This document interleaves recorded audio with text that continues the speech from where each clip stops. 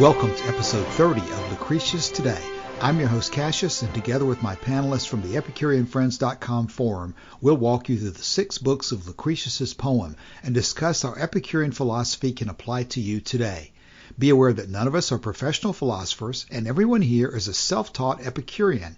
We encourage you to study Epicurus for yourself, and we suggest the best place to start is the book Epicurus and His Philosophy by Canadian professor Norman DeWitt. Now let's join today's episode with Elaine reading today's text. But to return, we see the woolly sheep, the warlike breed of horses and horned bulls living under the same covert of the sky, grazing together in the same field, and quenching their thirst in the same stream of water. Yet they are each of a different species and retain the nature of their sires, and every kind imitates the dispositions of the race from which they came. So different is the nature of the seeds in every herb, so various are the principles of the water in every stream. Now, though blood, bones, veins, heat, moisture, bowels, nerves go to the formation of every animal, yet of what variety of figures, widely different in themselves, do their seeds consist? And then all bodies that are combustible and burned by fire, if they agree on nothing else, yet discharge from themselves such parts by which they spread about their flame and light, from whence they raise sparkles and scatter their embers all abroad. So if you examine other things by the same rule, you will find seeds of different kinds lie concealed in all bodies within, and show themselves of a different figure. Lastly, you observe many things that emit both smell and taste, especially those victims you offer when your mind is religiously moved for something you have unjustly acquired. These sensations, therefore, must be raised by seeds of different figure, for smell pierces through pores where taste can find no passage. Principles, therefore, of various shape make up every particular mass, and things in general are composed of mingled seeds. For in these verses of mine, you may all along observe that many letters are common to many words, and yet you must confess that some verses and some words consist of very different letters, not because the number of letters are few, or no two words are formed of the same letters, but because every verse and every word is composed of letters altogether different. So though the same principles are common to many things, yet the things remain very different among themselves. And it may properly enough be said that men and fruits and pleasant trees are made up of different seeds. Yet we are not to suppose that all seeds of whatever figure do mutually unite to the production of beings, for then you would observe monsters springing up every day, creatures half man, half horse, the lofty boughs of trees growing out of a living body, and the limbs of land animals joined to the bodies of fish, and nature forming everywhere out of the earth, the mother of all things, chimeras from their dreadful mouths breathing out flames.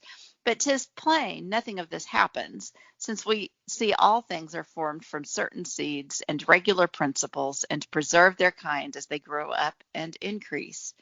Nor indeed can it, by the fixed rules of reason, be otherwise.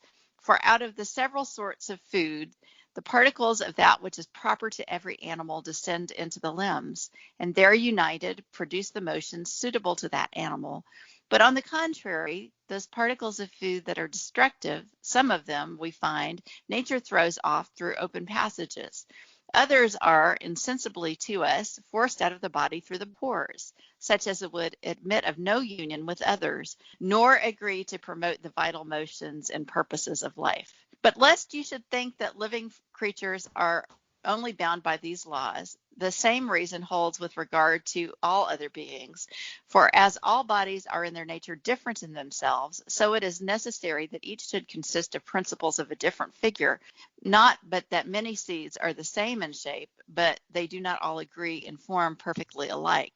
Since then the seeds differ, it is necessary that their intervals, their courses, connections, weights, strokes, concussions, and motions should differ likewise, properties that not only make a distinction between animals, but divide the earth and the sea, and preserve the heavens separate from the earth, and secure all things from being confusedly mixed together. Okay, thank you, Elaine, for reading that. There's some pretty big themes in this section today, and we can start at the top, but maybe I should remind us that last week we were talking about the allegory of the earth as the mother of all things. And then next week, he's going to move into talking about how the atoms don't have properties and colors of their own. But this week, in general, he's talking about how the atoms provide the mechanism by which we see the regular birth of animals like their parents and how things continue on a regular basis because of the individual nature of the atoms themselves. But there's a lot more detail than that. So where would you like to start? So this is the beginning of the argument that we're focusing on today, that each being has to be made out of different seeds because they look different. Yes, and that's a repetitive theme, but yeah. I think the implication of it is that we're concluding that they're made up of different things, but we're also looking for the mechanism by which the regularity maintains itself even in living things. And of course, that mechanism not being supernatural control. Yeah. The issue that atomism in general explains is the way the universe operates on a regular basis without divine intervention. And so he's tracing down, when he talks about the woolly flocks or the martial breed of horses and the horned herds, to me, I think he's leading into the emphasis that the unique attributes of everything we see ultimately derive from unique seeds. And maybe you'd call that a genetic theory, but that's where he's going, I think. So all of this he has said before, but where he gets to me to the point where he's adding something this time, actually in the third paragraph here that we're looking at, where it starts, lastly, you observe many things. Before I get to that, I just thought that the taste and the separation of that was really interesting, that obviously there had to be some seeds from the object that allowed us to have taste and some smell. We know that a good part of our taste is actually from smell because our brain is combining those things, but there are different sense organs involved and different molecule. There are different receptors. So I thought that was perceptive of him. Well, now, when you talk about that sentence too, you're talking about the one that is very interesting to me for the second part of the passage, especially those victims you offer when your mind is religiously moved for something you have unjustly acquired. What is that about? Yeah. Right. Like, I think this is a sacrificial victim. The smell and the taste, these are animals. I'm assuming that the sacrificial animals that you're burning, maybe when you, or I don't know. I don't know if you, I don't know what they were doing with them at that time, but you're trying to make up for having stolen something. And so you're. Yeah. The unjustly acquired part, where in the world does that come from? It's kind of like he's not exactly a joke or sarcasm. Maybe it is sarcasm because he's talking about atoms and the unique characteristics of living things, and that really doesn't have an awful lot to do about the unjust acquisition of anything. Bailey is saying that they're offerings burnt on the altars of the gods. That's what immediately I thought of. Yes. And I agree with that. But I mean, the point being about burning those particular offerings, it really doesn't matter whether you're atoning for a sin or just trying to worship a god or something like that. You mean, why did he throw that in there? Like, why did he pick that particular example? And even say especially? Yes. Why are you especially moved by the smell or the taste of a burnt offering at a time when you are atoning for sin? Because I would think that it's going to be the same smell and taste whether you're atoning for sin or just eating dinner. What your motivation is. Yes. Oh, that is interesting. I don't know. It's almost like he's implying that whenever you give up something or like provide an offering and burn it, you're more keen to its smell as it's crisping away. I don't see that in Monroe. I don't know if I've got an error there or there's a difference in the text, but it is in Bailey. And so Martin Ferguson Smith, he puts an ellipsis there. He says, furthermore, you see many objects that are endowed with the qualities of color, taste, and smell. So he says three things: color, taste, and smell together. In the first place, most offerings, ellipsis, and then he has his footnote, at least one line describing offerings burned upon altars is lost. Well, how does he know that it's describing offerings burned on altars if it's lost? Yeah, I don't know. That doesn't make any sense. What? I don't know if that's Daniel Brown being filled it in on his own. Yeah. Or... yeah. Yeah, I don't. Well, it wouldn't make too much of that then if it's something that's fragmentary and maybe not even there. So right. Move on past that. So, but where I thought he really gets into something different toward the end of that section, but because every verse and every word is composed of letters altogether different. So the same principles are common to many things, yet the things may remain very different among themselves. So this sounds to me like he's saying here that there aren't seeds in common, but is that, am I reading that wrong? The letters are the seeds, so the letters are altogether different, so there wouldn't be common elements between different creatures. Or maybe the letters are the common element and their combination is what makes them distinct. But then why does he say every verse and every word is composed of letters altogether different? He says not because numbers of letters are few or no two words are formed of the same letters, but because every verse and every word is composed of letters altogether different. That makes it sound like they're not repeating, like men, fruits, and trees are different seeds. Not, they have some letters in common or they're rearranged, but they're just, even the letters are different. I guess this is wrongly translated because the way it's written here doesn't make sense. Yeah, Elaine, do you have the Martin Ferguson Smith that you were reading? Let's see. Let me look. Okay. All right. Therefore, atoms of dissimilar shapes unite to form a single mass, and compound bodies consist of a mixture of seeds.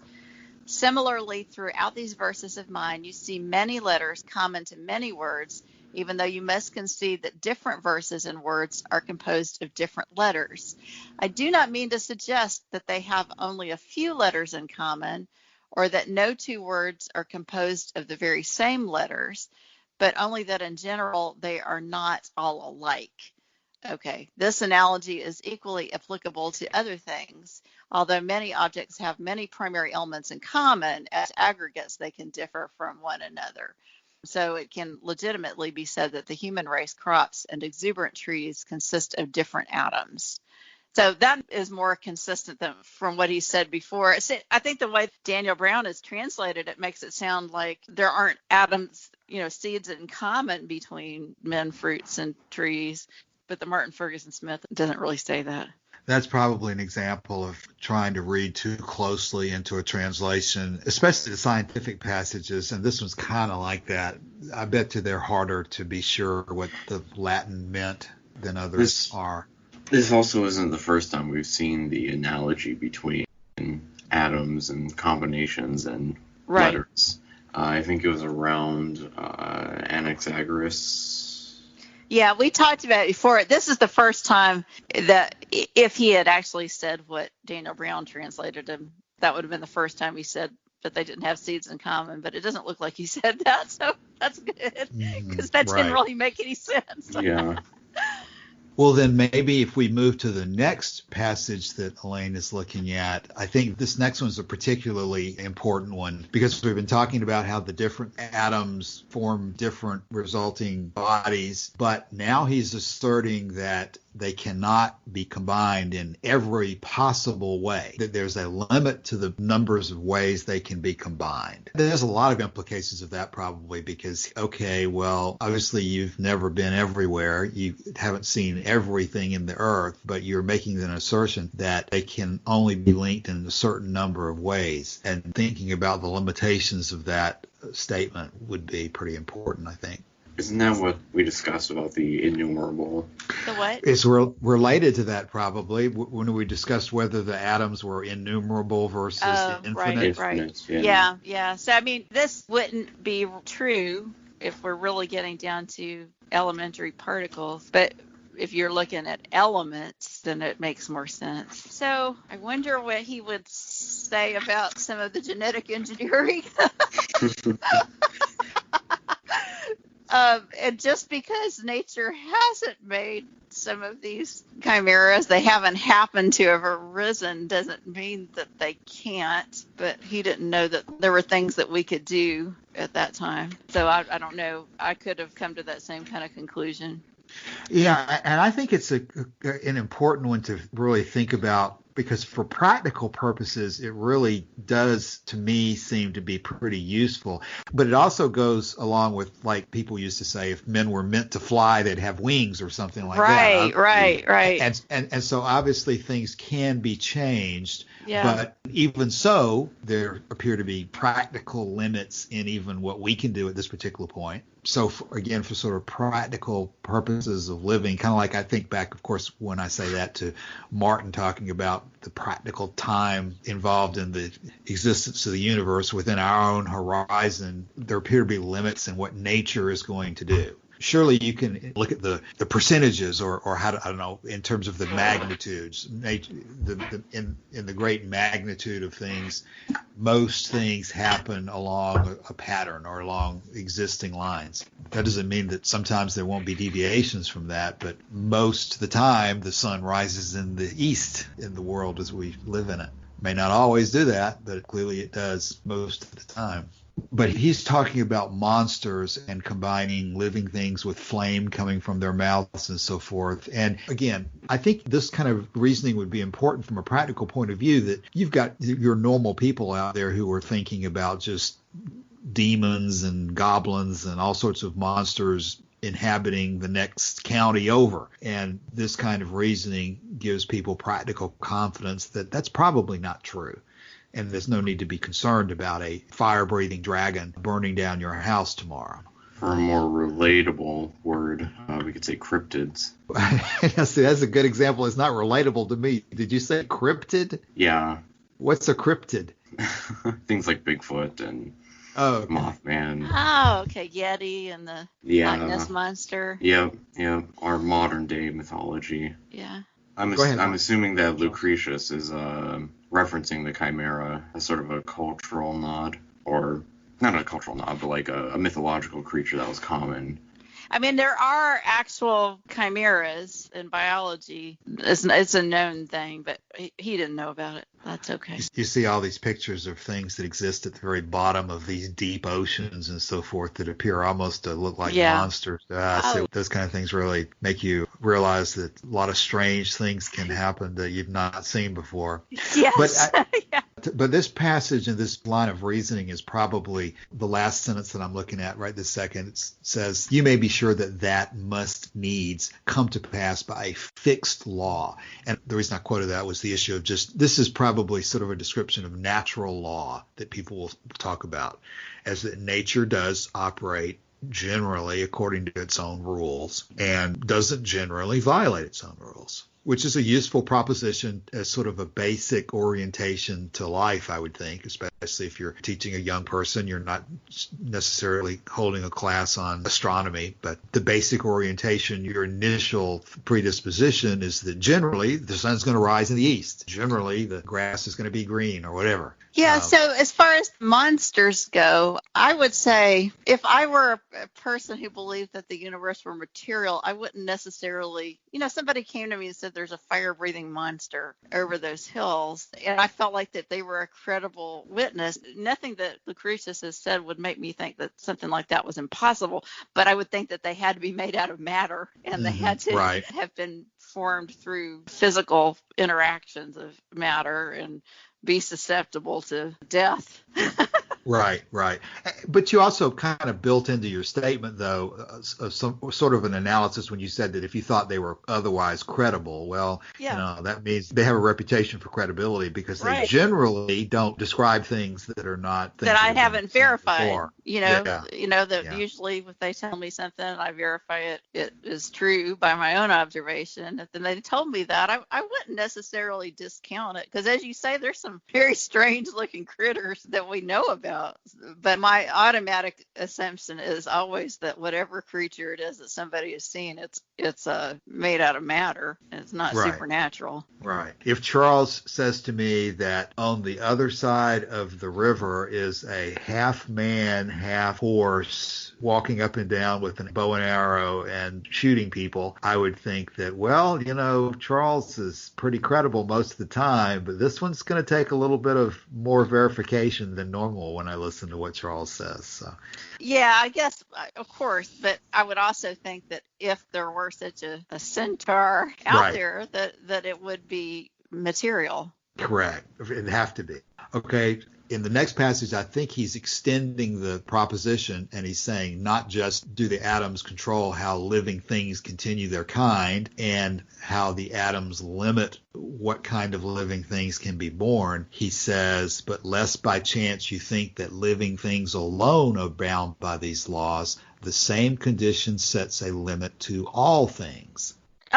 So did you skip the part about the excretion where the food? I did. I wasn't sure what to get out of that. What do you think about that part? I don't know. It's the last sentence I think is important. That whatever particles would not admit of union with the other particles nor agree to promote the vital motions and purposes of life. I think we would just say a little bit of anthropomorphization there of the particles. But so I guess things that couldn't bind to a receptor, or that's not completely wrong. It's not exactly right like what happens biologically, but we do excrete particles, and trans respiration that does happen. And so it's interesting to me that he knew that. We lose a lot of our body water through the skin, during the day. Mm-hmm. And it's still called insensible water loss.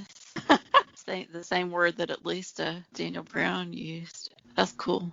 I don't have anything else to say about that. I just thought it was neat. Yeah. Martin, you got any thoughts so far today? Not on this text so far. Okay. Yeah, I've been reading that passage, and I mean, there's a little bit about like mechanism, but I think it's more of an assumption on Lucretius' part, because if it's not sense to him, then he's probably assuming that it's forced out through the skin. Or maybe he did observe animals sweating, but yeah, there's not a whole lot there to work off of. Anything in the last passage or paragraph we want to focus on? I thought it was a little interesting how he he made the effort to describe the heavens being separate from earth. You're talking about the passages, the connections, the weights, the blows, the clashings, and the motions, all of which not only disjoin living bodies, but hold apart the lands and the whole sea and keep all heaven away from the earth. Mm-hmm. Just as a minor aside there, when I've gone through the poem in the past and I compare the Latin to the English and so forth, it seems to me odd, or it's just part of being able to understand his method of communication when he strings together a lot of different words like that. I keep looking for a verb or an adjective or something in my English to try to translate it, but a lot of times they seem to just emphasize things by repetition. That list right there is a good example in my mind of when you're just reading the Latin text, you've got these nouns or these words that are not doing anything but repeating the same point. Well, I guess important points you have to repeat more than once. I'm not really sure. I thought that one passage that was probably wrongly translated seemed different, but I'm not really sure that he has said anything significantly different here, that he's maybe just kind of restating pieces of things that he's already said otherwise. Which is quite possible. That's a different level of what I just made the point about. Right. He does emphasize things through repetition and not only listing certain things as examples, but just repeating the argument in different ways over and over. To make it emphasize. And that's a poetic strategy also. There's a lot of repetition in poetry, so considering the form that he's using, that makes sense. I'm trying to think of something new that we can say, but I read somebody posted something that was from a Buddhist standpoint, where a writer had said one of the things about her interpretation of Buddhism was that anything can happen. And people are talking about this a lot because 2020, I mean, dang. It's been a year, right? We've had all these things. All of them are really not unpredictable. even the murder hornets, right? So there's nothing that's happened that's actually bizarre, but there's a lot of dramatic events, things that have affected us dramatically. And I see people using that as just remember anything can happen. Well, no, not really. Not really. A lot of things can happen, but probably not just absolutely anything, because there are material events, there are causes, and there are processes that are not unpredictable, and none of these things just happened out of the blue supernaturally. They had causes. Elaine, that is exactly the point that I think is important about this section. What you just said, I think, is exactly it. That it's not unpredictable, and in many cases, as much as it might be strange to us, it's not unprecedented in human history that these things have happened. You've had turmoil all through the ages. So these people who think that anything can happen if you literally apply that as it's stated, that would imply that it's just no way to predict from moment to moment what's going to happen. It's the opposite of the sun rising in the east. You could say that it's possible the sun's going to rise in the west tomorrow. It would just make it completely useless to even try to make plans, which was kind of the point that they arrived at, is that you should just accept things as they happened and not focus on predicting. Yes, or trying to control your circumstances. Or trying to control the circumstances. I mean, I think we can also observe that there are probabilities, and that obviously we don't have control over everything. You have to use your brain, but to just throw it all out the wind and say, well, it doesn't matter because anything can happen, so there's not any point in trying to make plans at all. That seems so obviously ridiculous to me. I completely agree. I think it's a huge, huge problem for a lot of people as well in the world today, and probably always has been and maybe always will be. You get confused, you lose your connection and your ability to have confidence that you know what's going to happen tomorrow, and so you throw up your hands and say it's all useless, and you go all nihilist or whatever and just crawl in your hole and wait to die, basically, which is an attitude that I constantly seem to pick up in certain interpretations of people who like to talk about Epicurus, and I just think is absolutely the opposite of what Epicurus was talking about. The ability to study, come up with natural laws, and then apply them in technology or science is the foundation of so much that we have today. And if you give that up and just throw it away because anything can happen, well,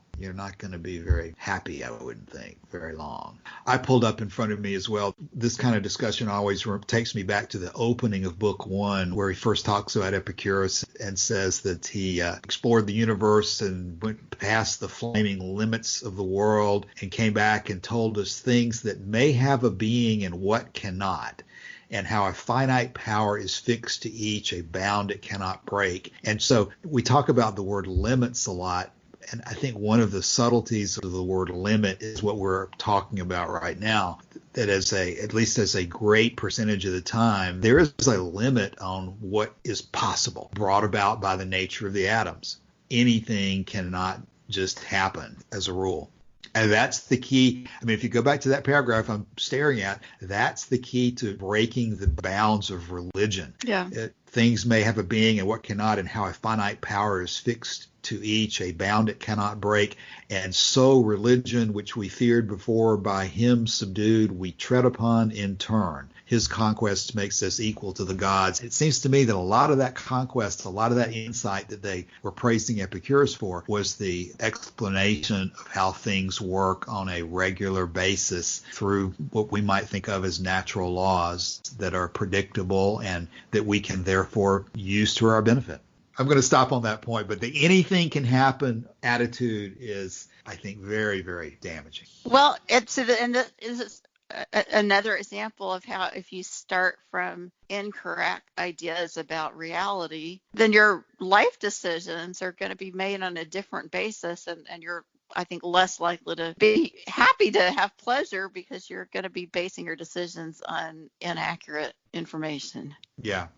Sometimes you may be in such a bad situation that may be the only hope you have left. But then there's the old cliche about hope is not a strategy. Sometimes when you're in a terrible situation and you see no way out of it, I suppose, you can at least think in those situations, well, anything can happen. I'm going to hold out to the last minute. And in those kind of situations, that may be a reasonable strategy, but that's not the normal way of life. Right. And okay, so I'll say it's sort of an analogy with the innumerable versus infinite. Not, I know we talked about it, that mathematically that's not really how we're talking about, but just let's say a lot of things versus an infinite number of things. There are a lot of things that could happen. So practically speaking, there are a whole lot of possibilities. We don't know all the little causes and effects that are going on. Nobody has a bird's eye view of all of that so that we really know how to predict completely accurately what's going to happen, even with the weather. So there are a lot of possibilities, but there's not infinite possibilities. And there's a big difference between those two things. And also that reminds me of the prior discussions as well. At least in my experience or my observation of a significant number of people, the anything can happen argument gets blurred into the, well, God can make anything happen argument. Yeah. It's not necessarily so that the two things are connected, but I think in a lot of people's minds they get connected, that just anything can happen at any moment, and that's just the way God works. And that's just not a valid method of analysis. Right. Martin? Yes, I'm here. We haven't had much from you today. We need to balance this out. Yeah. Yeah, that's a problem. I don't know much to say about this portion of the text. Well, do you run into that, where you are, people saying anything can happen and having this misunderstanding? Have you been hearing that kind of thing recently? No, not from person I know. So this is something I read about that people are that much off, but I personally didn't encounter people with that attitude. Oh, maybe it's more in the United States of a problem. That would be interesting. I have an aunt who's like that, very spiritual and all that, but I've come across a lot of skepticists and Puranists who have sort of taken that idea or that belief that anything can happen and use that to say, oh, well, then nothing can be known for certain, or that we should give up trying to learn. Right. And so they take on a very nihilistic or fatalist approach to living. I think in talking with Martin about it and following up on his comment a minute ago, within our panel here, Martin sort of represents the person who is most immersed in sort of a scientific community and a scientific life orientation. And of course, I would put Elaine in the same category as a doctor, but you're not going to be very immersed from moment to moment when you're talking with patients who are obviously not have the same attitude. But Martin, a lot of people do read Lucretius from a scientific perspective because they're very interested in just the development of ideas of atomism that led to chemistry and how they relate to physics and modern theories and so forth. But still, it's not a mistake to do that by any means because it's certainly part of history. But I'm not so sure that Lucretius or the Epicureans would have looked at it quite that way, that what they were doing was mainly science. It's a combination of science with also ethics and also the epistemology.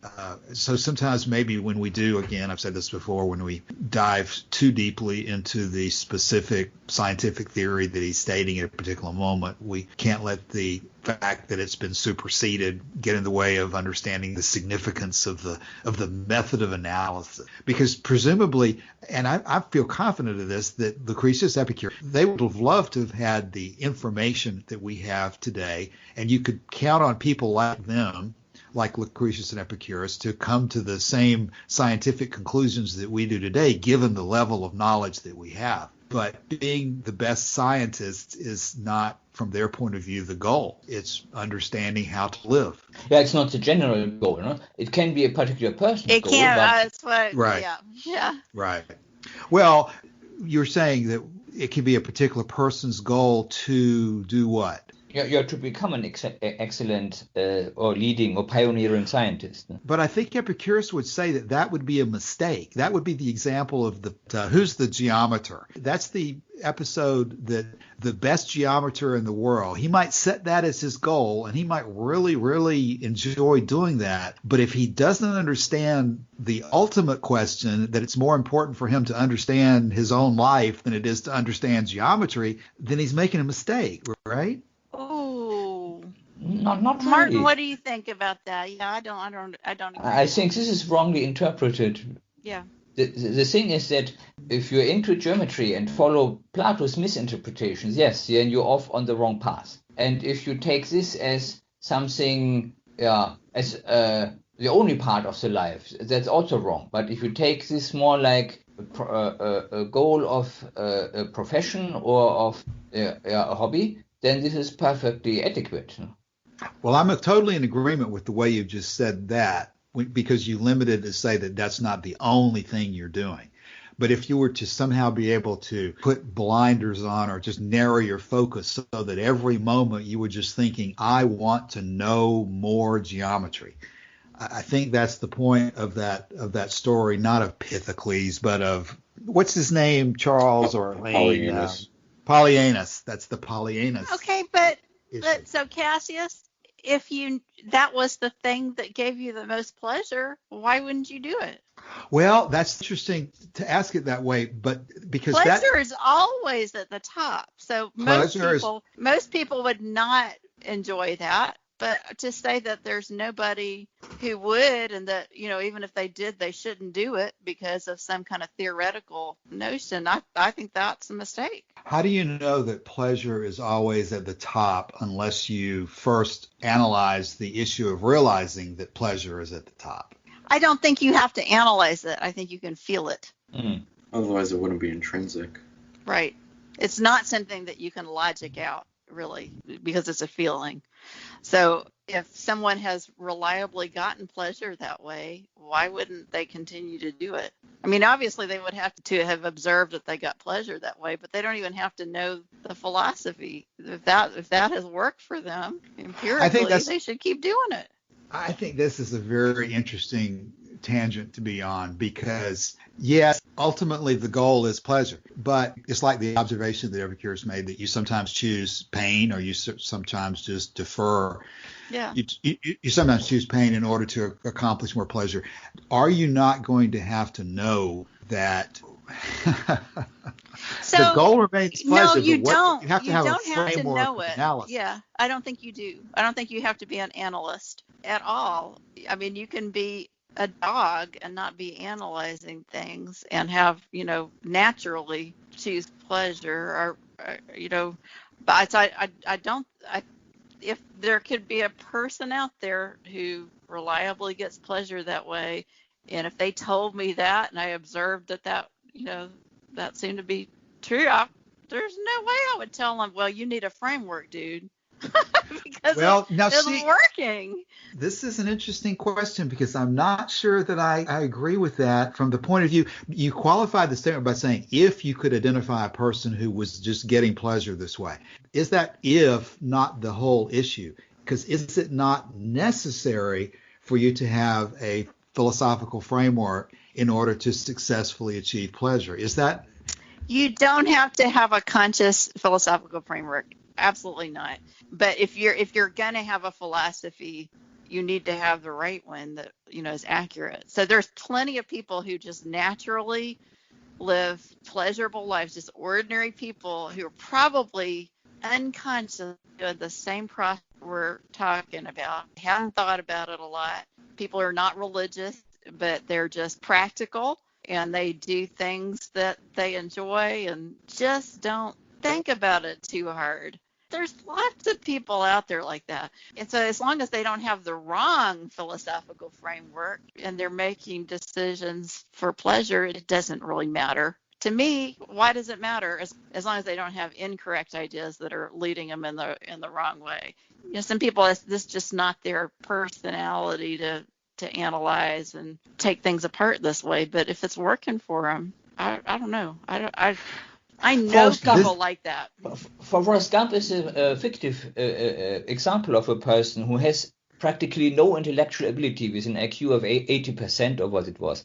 Yeah. But because he applies the right hedgehog principles, and he also has no real explicit philosophy, but he intuitively does from his feelings the right thing at all occasions. It always works out for him. Right.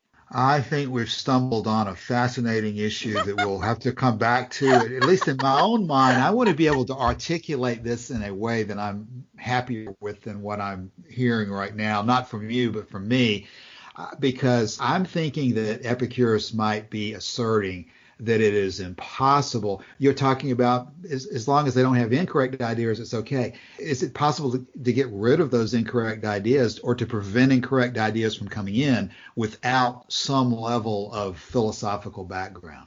Identifying the goal based on feeling, I'm totally with, of course, but the question is whether people you like get there. that. And so I've seen it, so I can't say that it doesn't happen. They're just not interested in philosophy the same way some people are not interested in the opera. They're just not, they don't want to talk about it. It's not interesting to them, but they're living the same way that, they're using those kind of principles to make their life decisions. Well, at the moment, I would go so far, I would agree to the extent that if you were living on a desert island, I think that's possible, what you're saying. But in the world in general, it seems to me that bad ideas from religion, from bad philosophies or whatever, are so apt to inject themselves into your life through other people that I don't know that it's possible. I mean, I can certainly see that it would be possible in theory on an island with a few people not to have to worry about religion and a lot of deep philosophy. But I'm thinking that at least in my own situation, and I don't even want to say the modern world, I'd say mostly in most of human history, I would think that if you're involved in a society, you're going to be coming into contact with such bad ideas that it would be impossible as a practical matter. And I guess, and I always want to talk about it being as a practical matter, it's impossible as a practical matter to successfully steer clear of the damage that those things cause unless you have your own correct understanding of the basic orientation of the universe. But that's an interesting thing that we can discuss over and over again. Maybe we could save it for the 20th call this month. Yeah, that's correct. And many times in the future again, too, because I think this is something I want to think about. And I don't know, we'll talk about it again next week or any particular time in particular. But obviously, we're the premise that you identify pleasure as the goal through feeling, an observation that all living things pursue it naturally. That's the foundation of pleasure as the goal of life, and there's no question about that. And so I'm not answering the question, I'm more just asking it again. Where do you fit Epicurus' view? I'm not going to try to say what's the ultimate right answer. I'm just going to say, what is Epicurus' view? What is Epicurus telling us about where philosophy fits into that? Is it necessary for every person to have a philosophy or to be an Epicurean in order to live the most happy life possible? Ooh, that's a tough question. The chances are much better, but it's not necessary. Elaine, necessary or unnecessary? And Charles? I would say it's unnecessary. But, well, okay, it's not necessary for everybody to be an Epicurean, but I think it would be necessary to at least have a system of philosophy, even if it's very basic, because holding a single principle and just that, you're bound to run into a lot of inconsistent behaviors and statements on your own. Yeah, so I don't think you have to consciously conceive of it as a philosophy and have an in-depth analytical approach. I mean, I think you can just be pragmatic, and I mean, I know people like this. They're just not analytical people. They're not religious, but they hadn't put a lot of thought into that. And yes, they're probably using some science when they're trying to debunk what somebody else is saying, and they're using their observations, but they have not elucidated that to themselves. They're just in such a strong habit of thinking that way that's how they do it. So I would say they're people who can live out the philosophy without ever really putting a lot of systematic thought into it.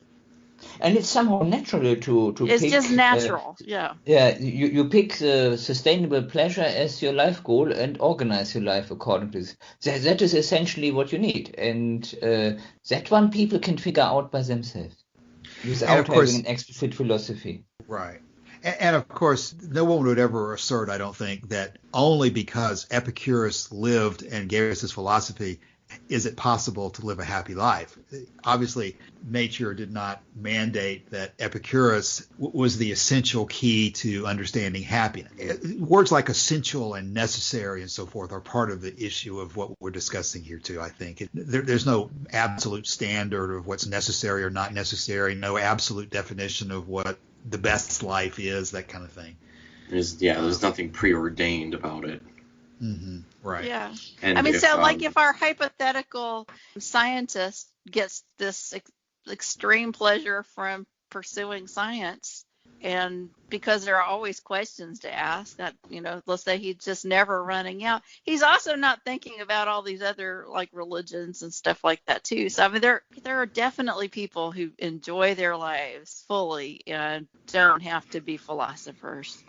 Well, I think this question is almost exactly what is intended to be debated within the Polyanus example. So maybe in the future we can come back to the specifics of the information that we know about him. I know there's a passage in A Few Days in Athens about it, but that's just Francis Wright's opinion versus the ancient text.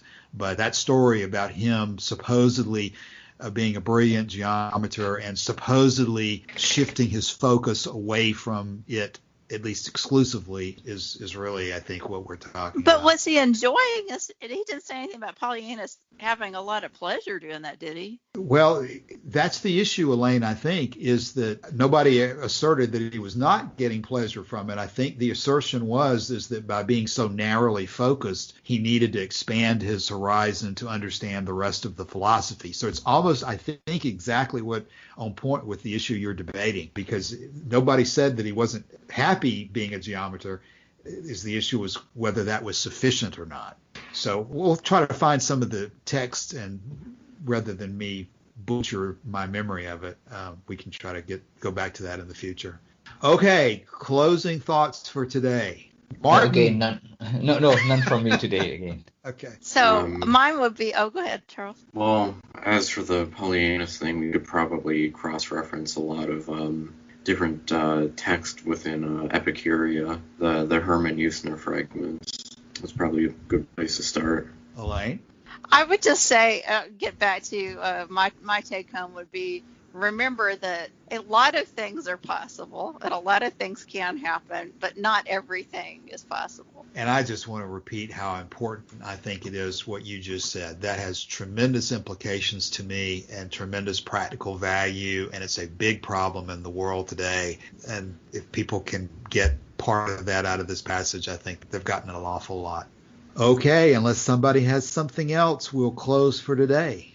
Oh, I do. So we've talked before about how Epicurus had levels of information, and that some of the people who were more simple-minded, he wasn't going to give them all the in-depth stuff. They just needed enough to be reassured. They're not really studying the full philosophy, and yet he thought they could be happy because they had enough to satisfy themselves. So I think that's similar to what I'm saying. You don't really have to, as long as you're practicing hedonic choices accurately, it's not necessary for a person to have a understanding of all the underpinnings, because what they were being told wasn't even right, a lot of it, like we talked about. But if they were happy with it and they were making good choices, then it's fine. It was working. So just think about that.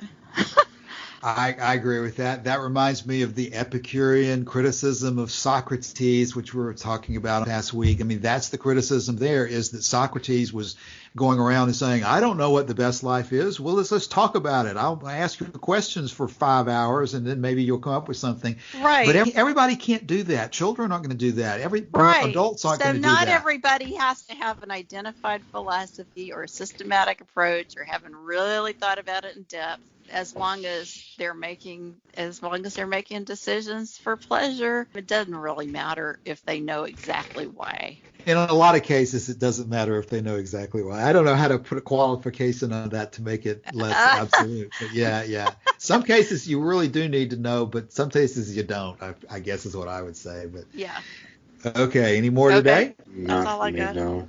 Okay. As always, I enjoyed it and appreciate it, and we'll talk again next week. Okay. All right. Thanks, Bye-bye.